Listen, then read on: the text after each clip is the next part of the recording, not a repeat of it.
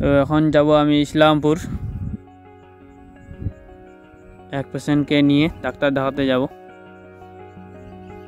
এখন আমি যাচ্ছি পেশেন্টের বাড়ি তাড়াহুড়া করে, ওরা রেডি হয়ে বসে আছে।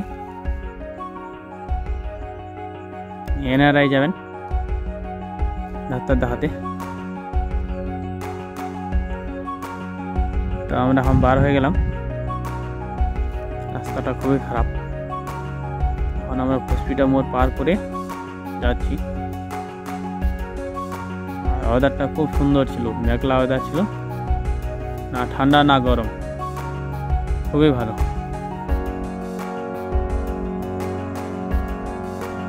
তো এখন পৌঁছে গেলাম কালাগঞ্জ, সামনে বাস আছে একটা, আস্তে করে গাড়িটা বার করে নিলাম।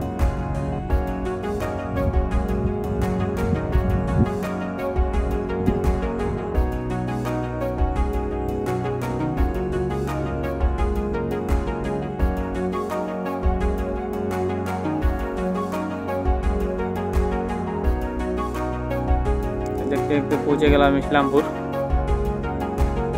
এখন পৌঁছে গেলাম চেম্বারে। এখানে ডক্টর দেখাবো, ডক্টর বসেনি এখনো।